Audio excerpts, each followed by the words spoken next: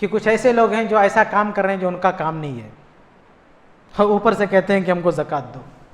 इस्लामी हुकूमत तो ऐसे लोगों को मार मार के सोटा जेल के अंदर बंद कर दे कि जो इनका काम नहीं वो काम कर रहे हैं और ऊपर से पैसा भी मांग रहे हैं, वो पैसा दो।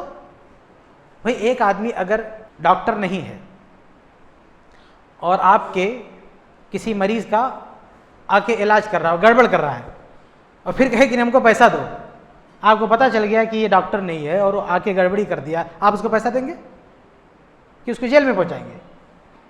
कि एक तो तू डॉक्टर नहीं है और आने के बाद गलत सर इलाज कर रहा है, ऊपर से पैसे भी मांग रहा है। कितना बड़ा क्रिमिनल है वो आदमी, सोचें आप। कि एक तो डॉक्टर नहीं है और इलाज कर रहा है, ऊपर से पैसे भी मांग रहा है। एक दूसरी मिसाल है, आपका कोर्ट में कोई मसला चल रहा है, आपको किसी वकील की जरूरत है। अब एक आदमी जो वकील नहीं है वो कहे कि नहीं मैं तुम्हारा केस लड़ूंगा, और जाए अदालत में पहुंच जाए और बाद में उसको भगा दिया जाए, पता चले कि ये तो वकील ने भगा दिया जाए, तो आपसे पैसे मांगे कि नहीं इतना जो मैंने आपका काम किया यहाँ तक पहुंचा, इसके तो पैसे दो, तो आप उसको पैसे देंगे? कहेंगे किस बात का पैसा, तू वकील ही नहीं था और आया केस लड़ने के लिए, आप उसको जेल भिजवाएंगे कि पैसे देंगे? उसको पैसे देंगे। तो जो डॉक्टर नहीं है डॉक्टर वाला काम करेगा तो उसको पैसे दिया जाएगा, जो वकील नहीं है वकील वाला काम करेगा उसको पैसे दिया जाएगा। आपको घर बनवाना है, आपको इंजीनियर की तलाश थी, एक आदमी आपसे मिलता है, बोलता मैं इंजीनियर हूं, लाओ आपके घर का नक्शा बना देता हूं। वो एक कागज पर उल्टी सीधी लकीर खींच देता है, कहते ये लो नक्शा बना के दे दिया। वो कहता ये क्या कर दिया भाई?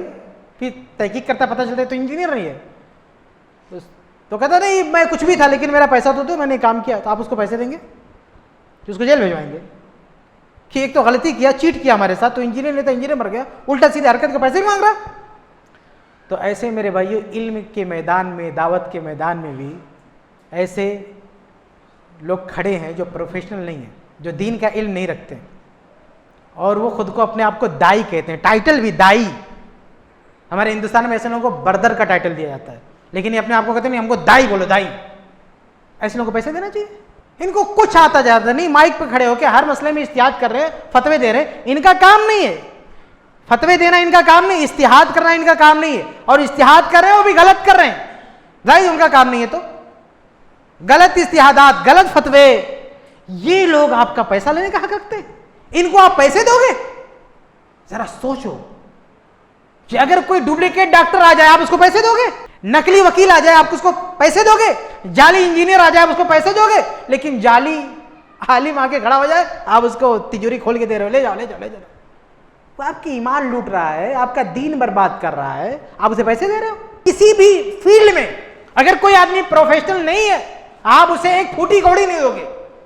जो डॉक्टर नहीं है डॉक्टर के नाम पर आप उसे नहीं दोगे, जो वकील नहीं है वकील के नाम पर उसे नहीं दोगे, जो इंजीनियर नहीं है इंजीनियर के नाम पर उसे नहीं दोगे, तो जो आलिम नहीं है आलिम के नाम पर उसे क्यों दे रहे हो?